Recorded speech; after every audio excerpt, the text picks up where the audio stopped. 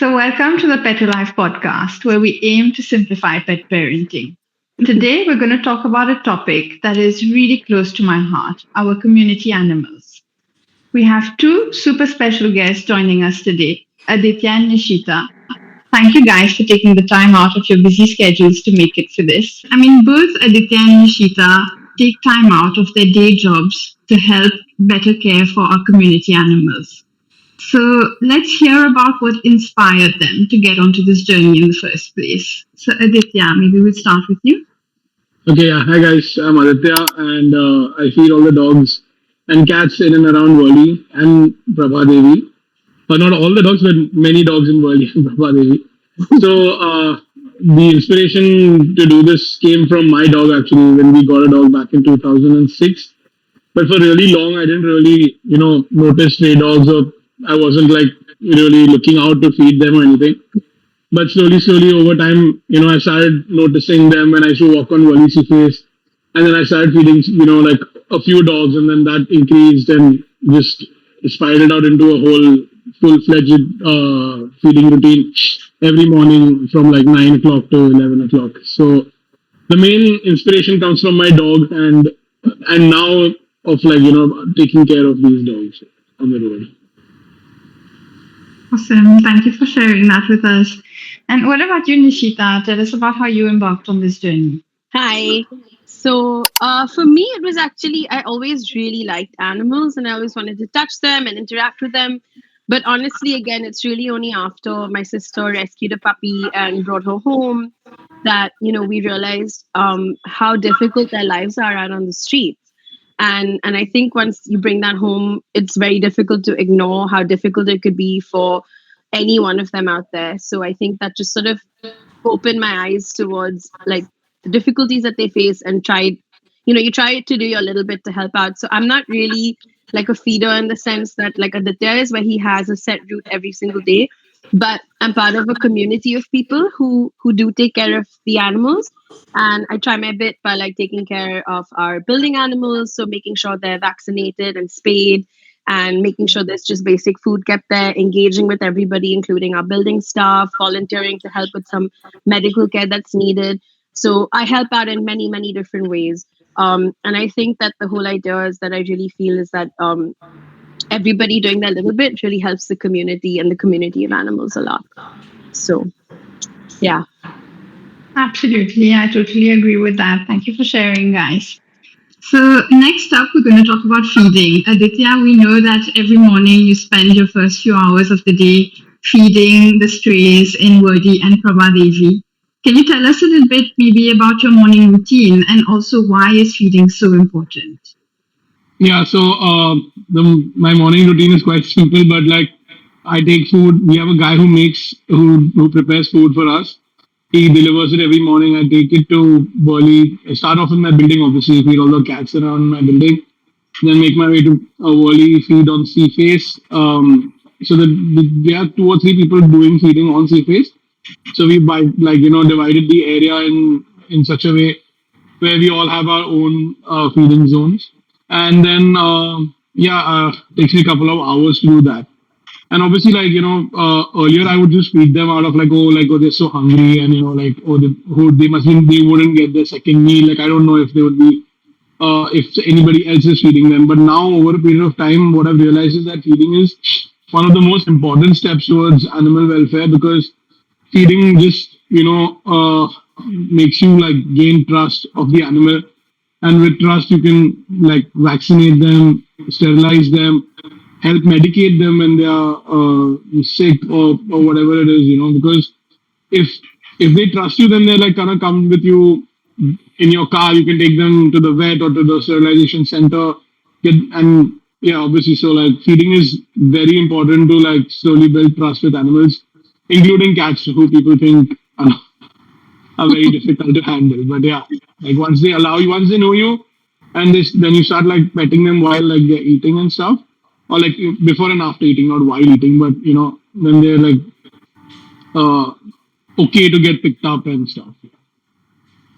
Absolutely. That definitely makes a lot of sense. I think actually, so a lot of feeders face a lot of resistance sometimes, because not everyone is an animal lover. So, do you have any tips for us, Nishita, on how people can better handle such difficult situations? And maybe talk a little bit also about what our rights are with regards to this. Yeah, I mean, I think that the way in which all feeders, anybody who cares about animals, I think our responsibilities to them and also to ourselves is to just sort of expand our own knowledge about what are our rights, but also our responsibilities. So when we talk about rights, actually, in India, we're very lucky. Our the sort of the right, or rather the responsibility of humankind to care for and be empathetic and compassionate towards animal is actually enshrined in our constitution. So that kind of enables anybody, no matter what they're doing, no matter what social strata, no matter what their job is, they have a responsibility towards being kind towards animals. So that's a very, very important first step that a lot of people aren't even aware about. And more than that, we actually have some broad national mandates that allow people and encourage people to help community animals because they are in such a sort of a difficult position, because they're living in such a humanized world. We do call it the anthropocene for a reason. So just to basically know that you can feed anywhere, you can feed inside communities, you can feed outside communities, as long as you fulfill your responsibility of picking up after yourself and making sure that they don't litter. So, say there's an animal who's even scared, right? You leave the food, but then try and make an effort to come back and pick it up, or befriend a guard who will help you pick it up and throw it away for you later so that the animal is left in peace to eat. So, it's always like Aditya said, it's a step in the direction of building trust. And also, part of that trust is also communicating with your own human community, because there are a lot of people who don't like it. And we always say that, look, um, we're following the laws that protect our right to feed and protect the animals' right to have access to food and clean water and medical care. And while we hear your complaints, you want to always go forward with a positive attitude. Hear what people's complaints are. If there's something you can do, like just change a feeding spot away from, say, somebody's car, you know, do that, because that's just going to be more conducive and towards allowing people to not only just be empathetic but even just maintain neutrality, because a lot of people become very like develop a lot of animosity towards animals when people don't even want to listen to their concerns, because we've all sort of grown up with this idea that human beings are more important than animals. So it's sort of like trying to like get them to cooperate with you in the right way, like that. So I think really only the main responsibility is to just clean up after yourselves and make sure like your food and water bowls are clean. And I think as long as you know that and you know those rules and you know those laws, and you can say very confidently, like, I respect your rights, I respect your wishes. But even if you take like a vote in a housing society, even if you have 100% majority, the one most important thing to remember is that no laws like housing societies or individual institutions can even vote on and try and implement as bylaws can supersede national laws. So our national laws are very, very strong, and we should know that. That's the main thing that we can work within. So I hope that is basically a helpful point. Yeah, I'd like to add absolutely. one Thank you point. so much. Yeah, Yeah, and no, go when for it. like Nishita just said that we should try and cooperate with people when they request us to feed elsewhere. Like I totally agree with her. We should totally do that because sometimes just a small adjustment in your attitude and your tone makes a very big difference where people realize that you're cooperative and you're willing to work around their safety and concerns, right? I mean, I've had situations where people will just be unreasonable and they'll be like, feed there, or then they'll be like, no, feed there. Like, they'll keep asking you to change the spot. Like, then that's crazy. But like on an average, people aren't uh, crazy, right? So it's a really good point to keep in mind when you're feeding. And yeah, Yeah, absolutely. I think a yeah, bit of compromise goes a long way. So it's It's always actually helpful it's to just do the that. first step. It's just the first step. Start with positivity. If they're yeah. coming at you with a lot of aggression, and also even if they don't give up, what I've realized is for us especially, we always just resort to the law. So the moment you're like, look, these are the laws, I'm bound by that. I can't do things like relocate. I can't do things like feed them in the middle of something else. As long as you're giving them a calm reason, like that they can kind of engage with. They may take some time to wrap their heads around it, but usually I found that that works. Yeah, clearly, no, it does work because I've seen a lot of feeders retaliate with aggression, and then that actually spirals out into a whole other issue, and then it becomes more of an ego problem, and then it's not good for the dog, the animals, and the feeders. So Yeah. Absolutely, absolutely, guys. Thanks a lot. That makes a lot of sense. So initially, when we first get a puppy or a kitten home, right, as a pet, we spend the first few months visiting the vet because we need to do vaccinations, dewormings, tick and flea, apply tick and flea solutions to them if need be. I know that all of you are actively involved doing this for your community animals. Can you maybe tell us a little bit, perhaps, about how you go about it and why it's so important? So we obviously get all the dogs and cats vaccinated and sterilized as and when we to what level is possible, obviously, because there'll be some dogs that are just impossible to catch. But obviously, again, coming back to the first step, which is feeding, since they've been fed by us for a prolonged period of time, they're friendly, so then they allow us to hold them. So what I do is generally, if I'm ever taking a dog for treatment, for something or the other is happening to some dog, right? Like they'll have some wound, or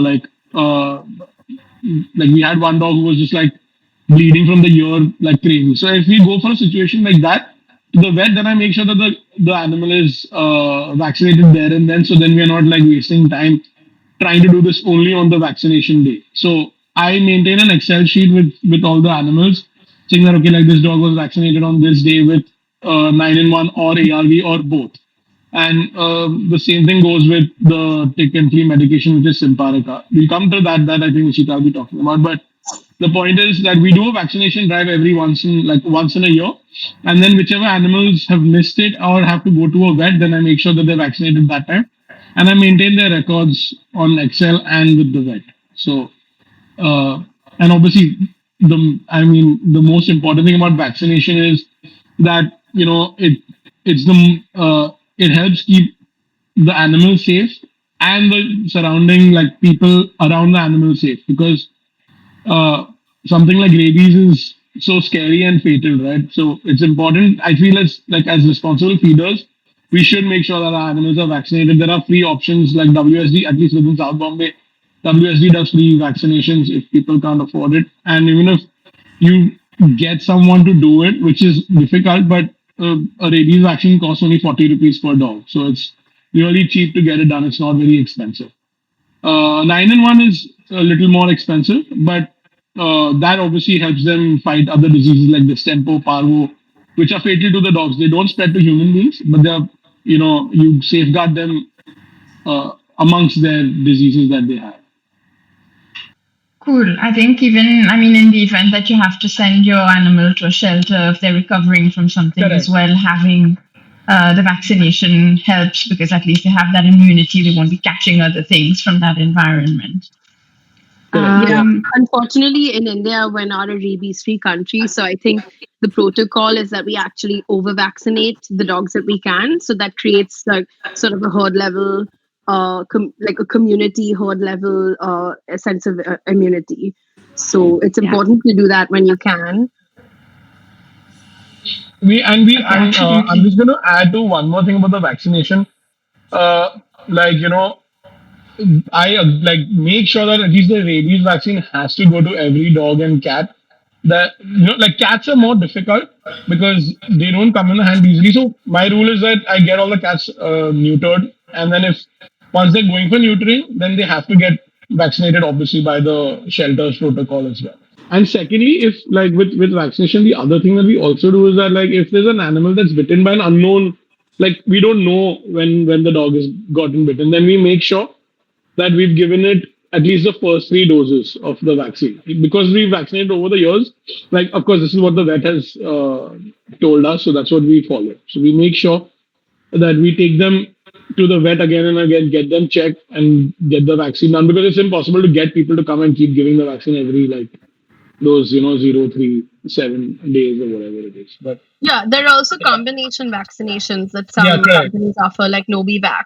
But you have to, the one thing that's really important is that you have to know the animal and know that, yes, they're eating well, they seem pretty healthy, because at the end of the day, they are stray animals. It's not an animal that you live with, you don't know them intimately. So actually, if you over vaccinate, it can also have some detrimental effects. So Yeah, sometimes even the NGOs like WSC, if the dog is say over like 13, 14 years old and they're a senior animal, they themselves will say no, just leave it, it does not need to be vaccinated, it's not required, you're actually going to put the animal at risk. And so in an event like that, if you're taking care of a community animal, you can actually ask the NGO or your local vet that you work with to write on their letterhead, to write a vet's note that this animal is a senior vet, there's a medical reason why we do not feel it should be vaccinated, and that should allow you to kind of keep that animal safe. But of course, if there is a bite incident, like for example, if they are attacked by another animal and you're not sure, then even just that one single booster dose should actually just help keep them safe.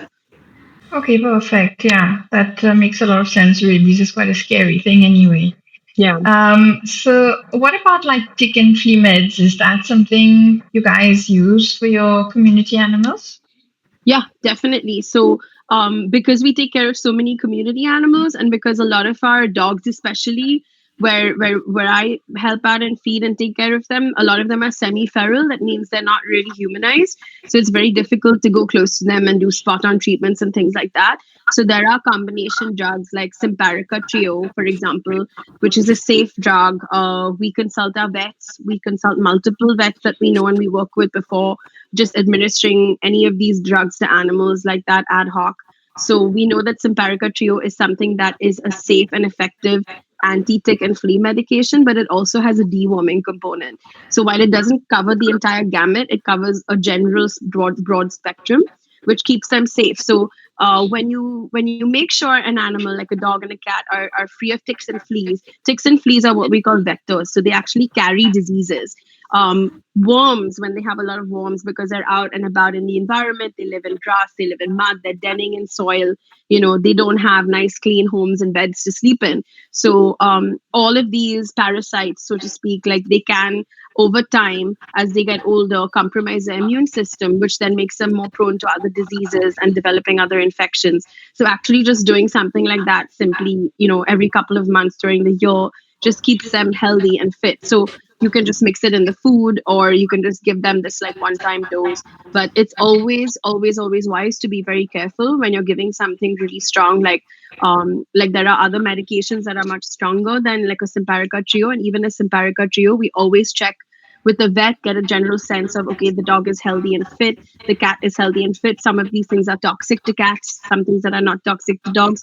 So it's always wise to ask your vet before administering anything. But yes, it is a very important step. Yeah. yeah. I was just saying that the way we do it is that if I start noticing a lot of ticks and if there's like excessive itching because of fleas, that's when I'm administering Simparica to these dogs because it's obviously an expensive drug, right? It's 600 to 750 rupees depending on the weight of the dog. So if it's about 20 kgs, I think it's about 750 or 800 depending on if you get a discount or not. So it becomes difficult if you're feeding over like 30, 40 dogs to make sure that you're giving Simparica every 3 months to each of the dogs. So like my rule of thumb is that if I start noticing more than like one or two ticks, and I like not one or two but like a few ticks, and then I start like giving it to the dogs because what I've realized over a period of time is that like Nishita said, obviously they get they're like vulnerable to other infections later in life, but also treating immediately for tick fever is more expensive than just giving that tablet because like one CBC will be like $600, $700, Yeah. and you'll have to at least get two CBCs done plus the medication. Plus you'll have to medicate for 21 days. Some dogs are tough to medicate. Some dogs are very easy and like food motivated. So it's much easier Essentially, giving one tablet prevention is once. better than cure. Yeah, exactly. So that's. I mean, sometimes it's just like basic stuff and more practical approaches which help safeguard the animal as well. Yeah, and even if you give these tablets, like the way in which they work is, again, because they are ingested and then they sort of stay in their bloodstream for a long time.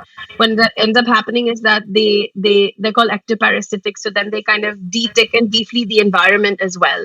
Um, so they help sort of maintain that in the general population. So when you can't give it to every single animal, or you can't put a spot on every single animal, right?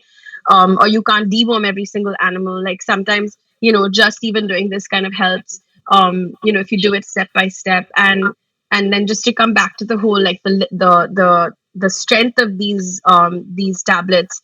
A lot of animals are exposed to so many toxins naturally in the environment, so they have a lot of issues with their liver, or just to avoid overdosing. Sometimes I've also been trying a homeopathic dewormer. So the local homeopaths have it, and then the pet stores also have, I think, one or two brands that are specially formulated for animals. So they don't have an alcoholic component, and then we can just kind of put it in the water. And then when you have a huge community pack, or you have multiple dogs and cats drinking from the same water bowl, it's kind of a good safe way to kind of try and at least do your best to make sure that they're dewormed, because that also really helps a lot. I'm just going to add one last point on the Simparica thing. So I know we didn't discuss this earlier, Anjali, but I'm just going to say it. Go for it. Like what a lot of dogs have this mite issue. Like the mites, they have an issue with their skin regarding like if they have a lot of mites or whatever. So you'll see a lot of dogs that roam around with a lot of fur falling off in patches. So what I've after speaking to my vet, she always recommends that first give a Simparica and see if this is something might or flea related. Sometimes it gets solved, but before rushing to a vet, spending money on like your skin scraping tests or whatever it is. So we've had one dog who's like responded very well to Simparica. So that one dog I always make sure I can give it to him his medication in time, the Simparica in time. So because if he doesn't have it and he gets the fleas and mites, he starts losing a lot of fur from his back. So I want to just put it out there that this is not a cure for skin problems, but in some cases it always helps. So my rule of thumb is that it's good to give it once, observe over like 15 days. If there's any improvement, then great. If not, then go ahead with your treatment, take to the vet and stuff. So it's a helpful drug for sure. Okay, thank you for sharing that. I think it'd be really helpful for people in a similar field. So the next thing we want to talk about is obviously spaying and neutering. So in Mumbai, there are certain areas that have done a fantastic job when it comes to population control, and this is due largely to spaying and neutering. Maybe we can briefly talk about, what this means and why it's so important to spay and neuter our streets. Yeah, I think a few pockets of Bombay have done a really good job, like you said, and the main credit for that has to be given to the feeders. I feel like because everyone is like so on top of things, especially with spaying and neutering, that we like at least the educated feeders, so that they get everything done on time. But I read a study somewhere that says that one female dog, it can be responsible for more than 600 dogs in her entire lifetime. So I think that's not a problem anybody wants to deal with. Like, and then obviously that's just a ripple effect that's going to happen if you don't spay and neuter on time. So in Burley, all of us get all the animals like we have a small group, right? And everyone there is like at least till Koliwada, till like wherever we feel all the animals are spayed. Like not all animals, but all the dogs are definitely spayed and neutered. We don't like single out the males, like saying that, oh, it's okay to not neuter the males, but we get all of them done through uh, private NGOs like Chia Foundation or uh, All About Them Foundation or Aksha, and then also free ones like WSD, wherever there is a slot available for dogs and cats. So we get them done ASAP. We don't waste any time getting them neutered and spayed because uh, nobody wants to deal with the puppies because adoptions are so difficult. And also the main thing, also what happens is when there is a lower population in strays in one area, then there is much lesser human and stray conflict. So if you notice, wherever the population increases, you start having more and more conflict with people because when there's more dogs, there's more barking, there's more fights that happen. And then people when these dogs fight, people think that oh they're aggressive and they'll bite us also, but they don't realize that they're sometimes actually just fighting amongst themselves to keep each other's territories separate or whatever, right? So I think spay and neuter is like the pillar of animal welfare in a country like India, where you're facing so many problems from people, like, and especially like with like Nishita said, we're not a rabies-free country, so it's the best thing to get all these dogs spayed and neutered on time, and feeding Yeah, is the step to but you that. can't spay and neuter all of them. So I think it's like a 70 or 80% goal, because otherwise they will go extinct.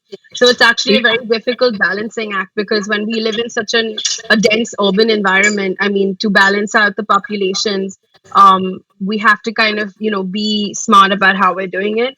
But you can't, like, essentially you can't have 100% spay and neuter policy.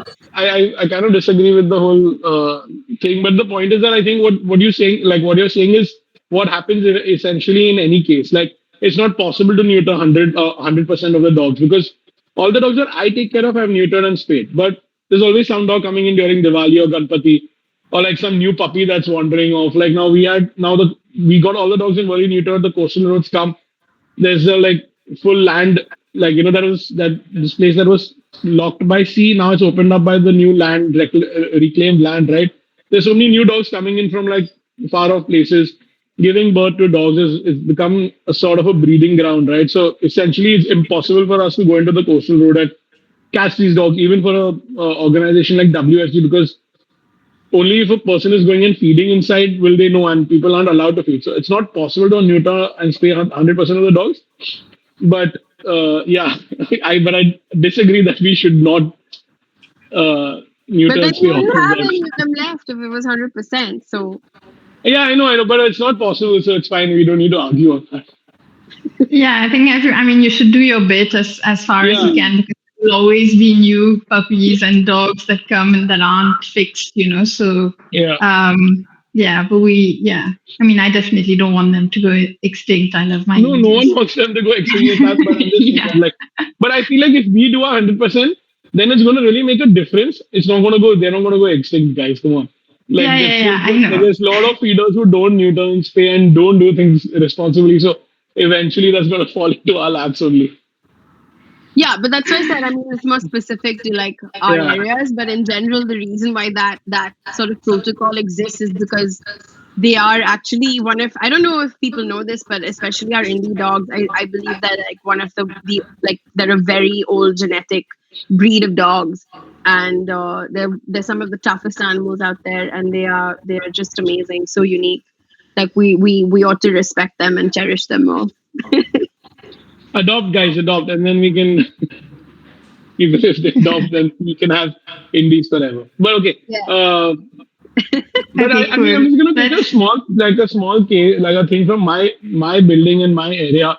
Because my building people are really like they always are like no cats don't feed here, etc. Like it's they're little uh like a little annoying with the difficult. feeding of the yeah a little difficult rather. So I make sure all the animals within my building are all neutered and around my building are all neutered, because essentially like what I've realized is that like they all, when there's lesser animals, then there's much lesser fighting and there's much lesser animals that go missing as well. So Yeah. one problem with neuter and spay is also that people think it's only important to neuter the females, which is really a bad thing, I feel, You mean because stay? sorry, yeah, whatever. Like the spay the female, like people only feel like they should spay the females, because I think then eventually the males are going into other areas to look for mates, and then that's putting them at a much larger risk of like moving onto roads for like like with cars and Injuries and all, yeah. injuries, getting into fights with other males, and the competition increases so much more for those males, right? So, but yeah, but like my point was that Absolutely. I just we have only 4 or 5 cats on one side of my building. And like they've just been living very peacefully for the last few years. I don't want to jinx it, but I'm just saying that like, it's really, it's made a very big difference, uh, to get these cats neutered on time, like, because in my building, Yeah. I have a rule, like if I don't even wait for them to get friendly, like I just trap them somehow, because like the moment they see more than two, like, more than the same number of cats, they start making a scene that, oh, there's a new cat again, this is never ending, this is never ending.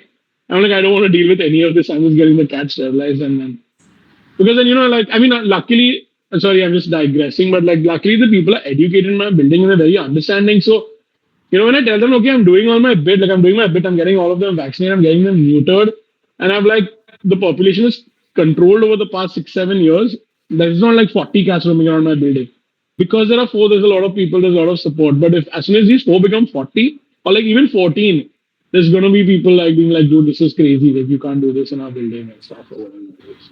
But So just to address that point, or just to like piggyback on that point, actually, so one of the reasons why relocation is also illegal and why feeding is also legal and supported by the government, because there's a lot of scientific basis. So dogs and cats are territorial animals, so naturally they will have wide territories that overlap, and packs of dogs will have certain territorial markers that also overlap with other packs. But essentially, like feeding and spaying and neutering and vaccinating maintains the population balance because they naturally have that anyway amongst themselves.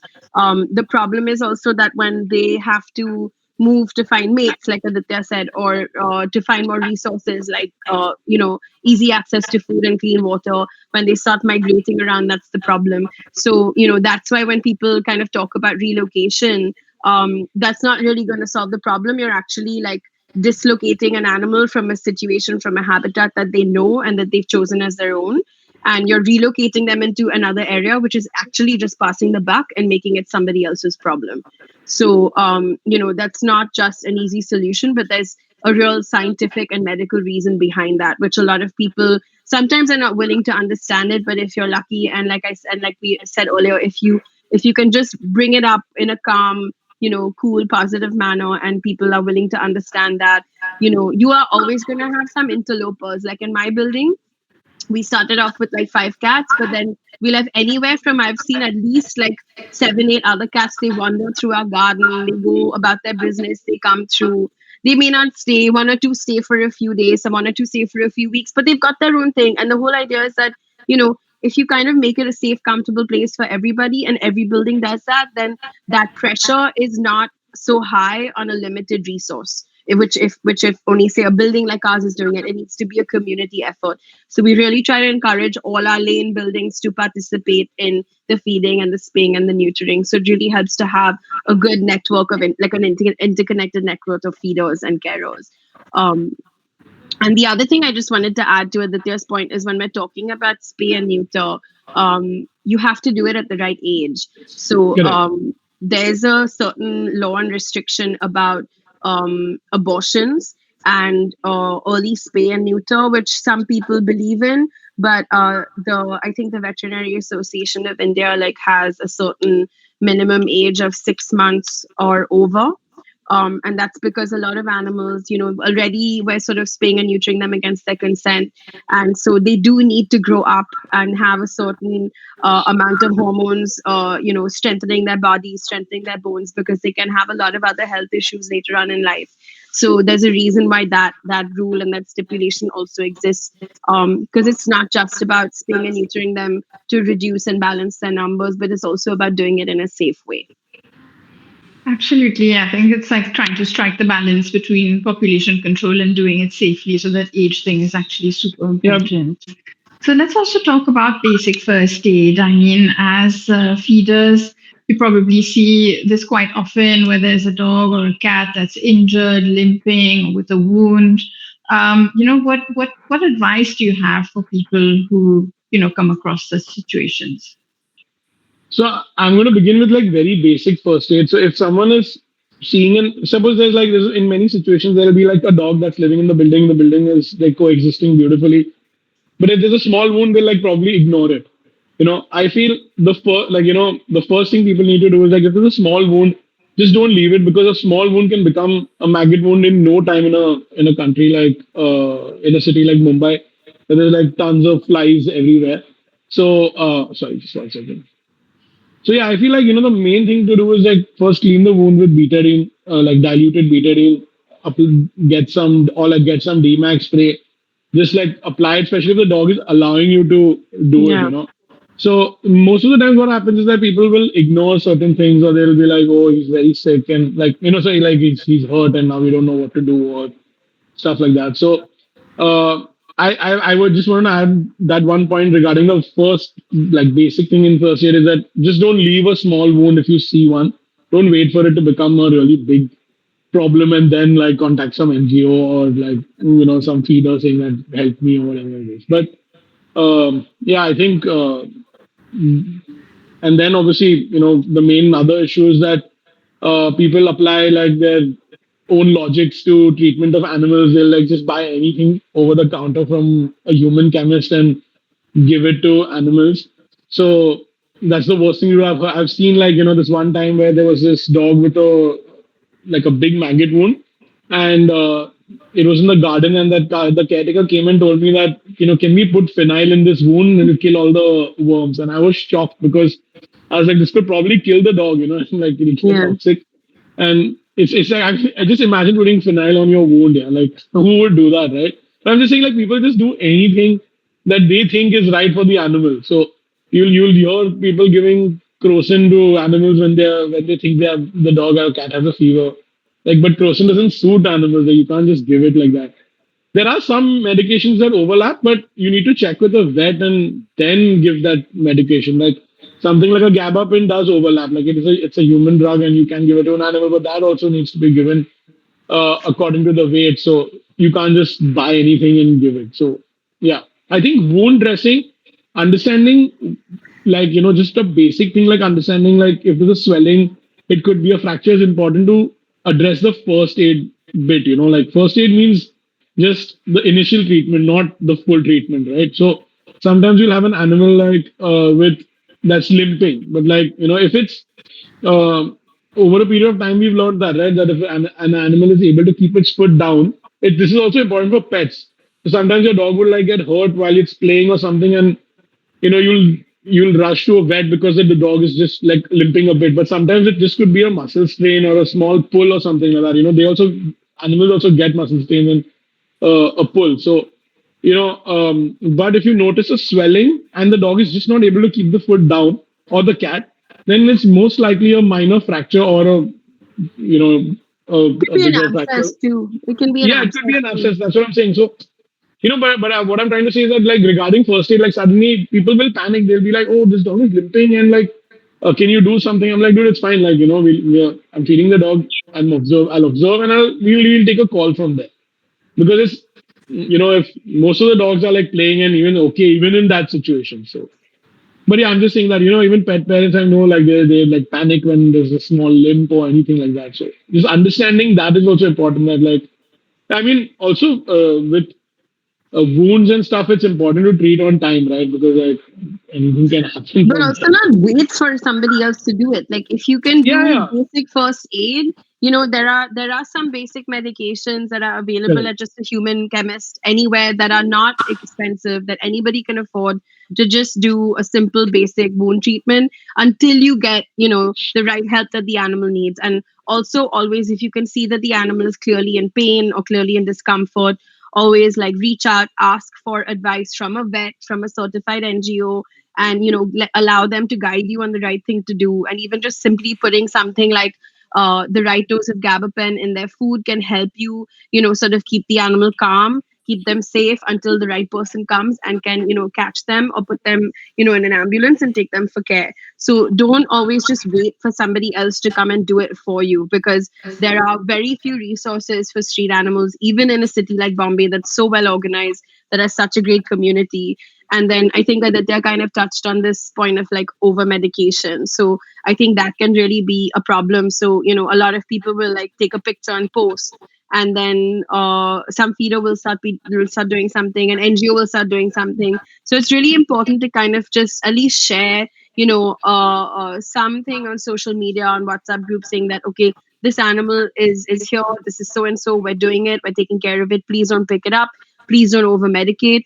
Like people will just, one person will see a wound, they'll say, oh, it could get maggoted, they'll give it like an ivermectin without checking the age, the health, the weight, the condition of the animal, whether there are actually maggot wounds. Like people, like they just freak out, and medications, especially like ivermectin, are so notoriously just kind of given out like candy. People don't even follow like proper protocols, and actually something like an ivermectin, which is a tablet, it comes also in liquid forms, which you can put into the wound, which are generally safer. But even that is something that you should, only do after you consult with the vet. Even if it's like a first aid and it's in front of you, and you know that animal's not going to be easy to find, always check, because it decimates the liver. And stuff like ivermectin is actually highly toxic to cats.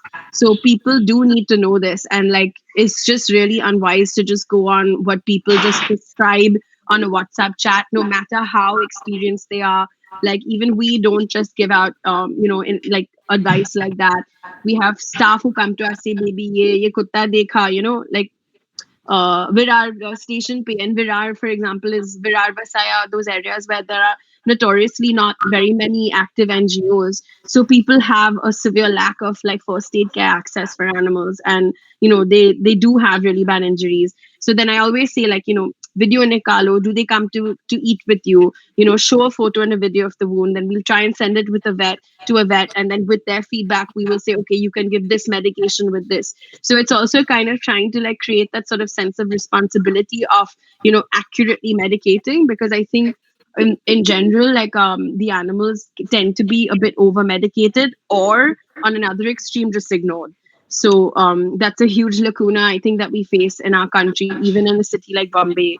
Especially with medications that ivermectin that are just available over the counter. And that's something that we as animal carers and a community need to make ourselves more aware of and be a little more responsible about. Because imagine if I'm giving a dog an ivermectin and I don't put that post up and I don't say, okay, this dog, this date, this is the situation I'm feeding here. Somebody else who feeds that same animal, say in the evening, that I don't know about, doesn't see that message, and they'll just feed it a second ivermectin, and that guy's liver's gone for a toss. So we think we're helping, but actually, if we're not doing it the right way, it's very difficult, but we have to at least try our best to kind of, create a situation where they're not just suffering unnecessarily. So I think those are things that we need to also try and, make our own community of animal carers and feeders more aware of. Yeah, that's what I'd Absolutely. always do, where I like, if I'm treating an animal and I've given ivermectin or even a vaccination, and I'm putting it out on the group that this animal is vaccinated or like treated with ivermectin, is on antibiotics. Yeah. What Nishita said is actually really a problem, where people will just read something on WhatsApp, or somebody will prescribe something like another drug that gets prescribed very easily is Vicalone, which is actually a steroid. And you'll just hear people giving it randomly over like 3 days, 4 days, like whatever they feel like, because a steroid makes the dog feel good in no time, right? So they think that the dog's really responding to this treatment. But like, little do they know that like a steroid needs to be tapered down and whatever. Like in spite of me feeling for so many years, I'm never like taking the call. I'm always checking with my vet, Yeah. So I'm always asking, even with ivermectin. So I'll check with my vet that, okay, this ivermectin was given to this dog uh, 6 months back. Is it safe to give it now? It's an older dog, because we have one dog who keeps getting into this. He keeps getting a wound on his back, which he can't like lick or whatever. So it's always getting maggots. It's a really annoying problem. But so with this dog, I have to be very careful about the dosage of ivermectin, if it's topical, if it's oral. So yeah, it's a horrible drug to just keep giving out like And again, casually. these are animals that you give these to when you can't catch them and you can't do Exactly. topical Yeah. treatment. So a lot of people just give it, without even, even when they can, the dog will sit in their lap and they'll still be feeding them ivermectin. So it's just that it's I think just a little bit of just creating more awareness, having these conversations, so that we can help them better. Yeah, absolutely. Thanks for that. So our community animals also, because they live on the streets, in an urbanized environment, are prone to accidents, can get lost, especially during festivals like Ganpati and Diwali, where it's noisy, where there are crackers and things like that, or they may simply wander. So what can we do to actually keep them safe? I'm just going to add to that, like, it's not only Ganpati Diwali. In a country like India, people just want an excuse to burst crackers, whether it's a cricket match or it's New Year's Eve or it's any Some festival, they just random want to they burn. were bursting firecrackers Yeah, yeah, yesterday. it's nothing to do with festivals in our country. But anyways, the point is that uh, what we do is we tag and collar all our dogs with two phone numbers, mine and like another feeder's, Prashantji, who comes to early CFACE.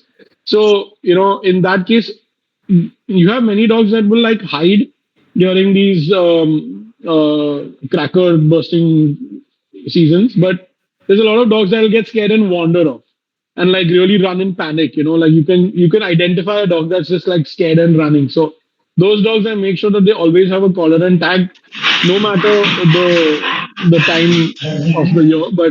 But I'm always like worried about them running aimlessly onto the road and stuff. So collar and tagging is very important, and reflective collars, which are very cheap. They're available for like 40-50 bucks on Amazon. Or if you even contact like someone like reflectivecollars.com or what Positivity. positivity. Yeah, positivity. Sorry, Because my they bad. have sales all the Yeah, time, like 25 rupees for a collar. It's very yeah. easy to keep replacing them. They And they're they also also have breakaway cow collars. collars. So they're safe. Yeah. Yeah, so like those things are such basic things to do, like, especially if a dog, like, because there's so many dogs, even on the coastal road, we always keep a reflective collar on, but it really helps cars identify an animal, so, In low and light situations. yeah, Yeah. and tagging with our phone numbers is a no-brainer, right? Like if there's a dog wandering off to a new area, eventually someone will like see it, or like if it's hurt, if it's like sick, it's not able to move from somewhere, somebody will see your phone number, and like they might not touch the dog, they'll just, like, many times what happens is like people will take a picture, then like they'll be like, oh, we saw this tag, and then they'll call up saying that this dog is here, he's not looking okay, or whatever it is, or like, oh, this dog is lost and wandering. Some other feeder from some other area might notice. So, most of the times there's other feeders only finding other, like, lost dogs. So it's a very important tool, I feel, to make Yeah. sure a dog is tagged. Even if you And can't put the tag on, you can just take a permanent marker and just write it on it, like just the area or a yeah, number. So, there are many ways you can just kind of do it without it's a low cost investment, but it helps to a great large extent. And it's worth it to keep replacing them. yeah, and also, like, I mean, just people think collaring and all is so expensive, but like Nishita said, you get it for like 20, 30, 40 bucks. So it's really not a big deal, especially if you're taking care of only one or two dogs. It's not such a huge investment to just buy five and keep. Yeah. Yeah, absolutely. It doesn't break the bank, and we'll be sharing the link as well in the caption for the reflective collars We as well, also so people color know where to our procure cats it. with reflective colors. But we have to Yeah, okay. always make sure they're breakaway colors because cats get into a lot more complex, convoluted, acrobatic fights. So those are safe and they can break away from them. But especially cats who wander around, sleep under cars. I mean, we try our best to make sure that they have those reflective colors on so that they can at least be seen. And it really can be a lifesaver. Okay, thanks, guys, for this super informative session. I am sure this will inspire many to follow in your footsteps and make a difference to our community animals. If you guys want to know more about what Aditya and Nishita do, we're going to be sharing their Instagram links in the caption below. So be sure to follow them. And actually, I want to end this by saying that the best way to help an animal is to give it a safe and loving home. So adopt and don't shop. And stay tuned for our next podcast where we're going to talk more about community animals and how to integrate them in our community and when adoptions are necessary and how to do them successfully.